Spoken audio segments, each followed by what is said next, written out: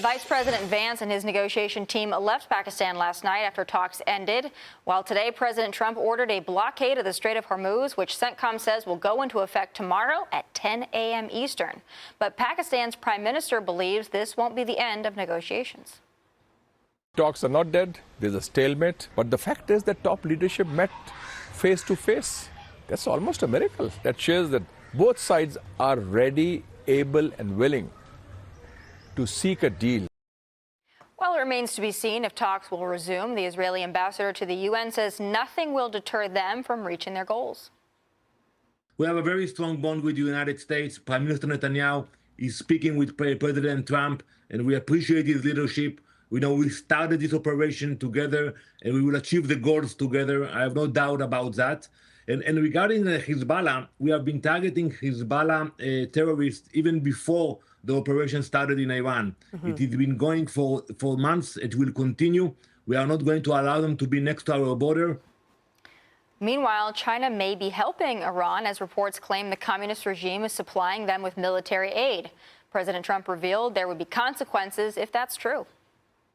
I hear news reports about China giving the shoulder missiles, what's called a shoulder missile, anti-aircraft missile.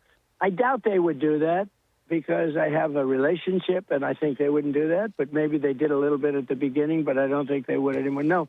But if we catch them doing that, they get a 50% tariff, which is that's a staggering amount. All right, joining us now is Tennessee Congressman, great state of Tennessee, Tim Burchett, who sits on the House Foreign Affairs Committee. Congressman, if you are in Tennessee right now, I am deeply jealous of you. I hope to be heading back to Tennessee tonight.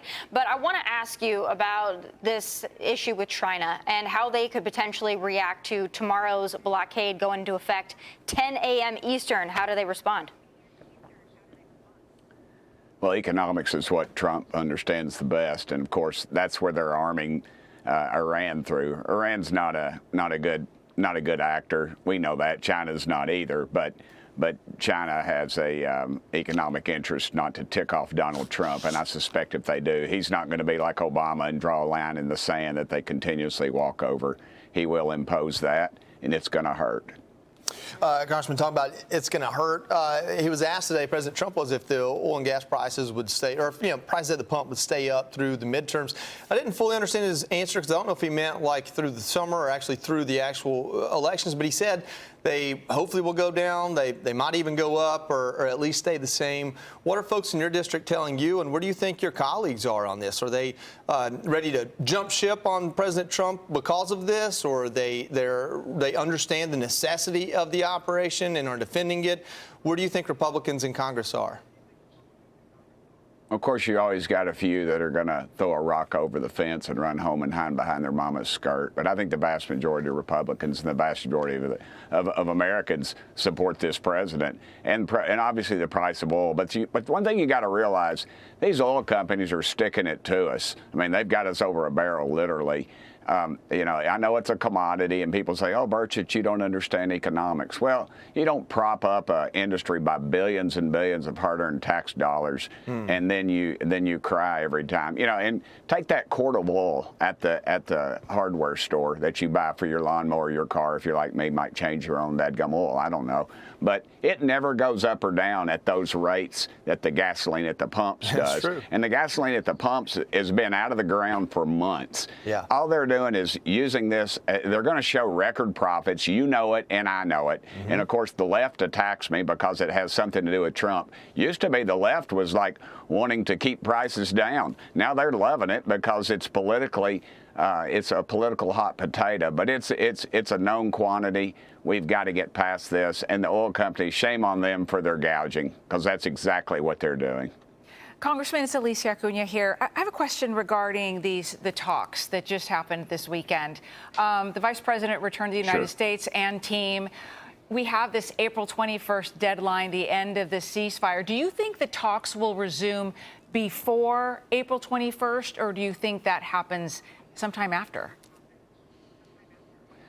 I honestly don't think the talks ever stop. If I know Trump, he uses he uses diplomacy very well. It may be at the end of his fist, but he does. And by sending J.D. Vance, I think he showed the seriousness of this country. The problem is Iran just aren't good actors. They're not good people. You know that. They throw gay people off buildings. If a little girl wears makeup, they gouge her eyes out. If a little boy posts something on X, they hang him. If you're raped, if you're a woman and get raped, they'll stone you. These people are demonic, and you got to realize that's what they're dealing with. And the only thing they understand is total destruction, and they want Armageddon. They lied about their missile capabilities. They're lying about their nuclear capabilities. Trump was right to go in and try to stop their nuclear abilities, because that's exactly what they want to do. As soon as they get the ability, they will launch a missile against Israel. They will cause World War III. Trump is preventing that, and the price of gas is the cost we're having to pay right now, unfortunately. Congressman David Webb here. Great to talk to you again. I want to go to two of your subcommittees on the Middle East and also on Central Asia. The president, and we're way away from that, will have to eventually, if it goes longer, past that limit, have to come to Congress for an AUMF. And that's a discussion that will come up at some point.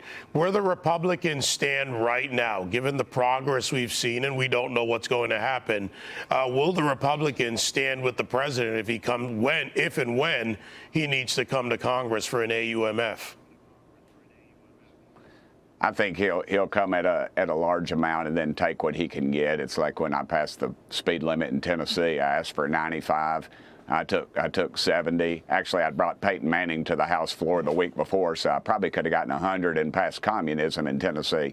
But the truth is Trump's the negotiator. He gets that. It'll come down to the wire, but traditionally he'll win. He'll figure it out. We certainly believe he will. Congressman, I have a question for you. I could go one of two ways, so I'm going to let you pick. Do you want to talk to us about aliens, or do you want to talk to us about Eric Swalwell? I know it's a tough choice. I'm going to let you pick.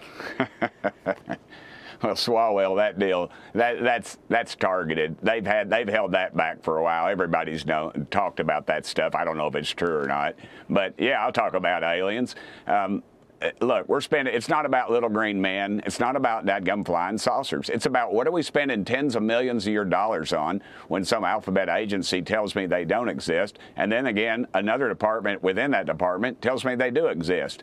Just tell the American public. It's like I told President Trump. Peel back the layers of that onion. Let America decide if we can handle it. I think we can handle it. I have some ideas about what it is. I've been briefed on some things, and yeah, they're pretty wild, and I think America needs to know that stuff, and we need to know what the heck we're spending the money on to study. Mm-hmm.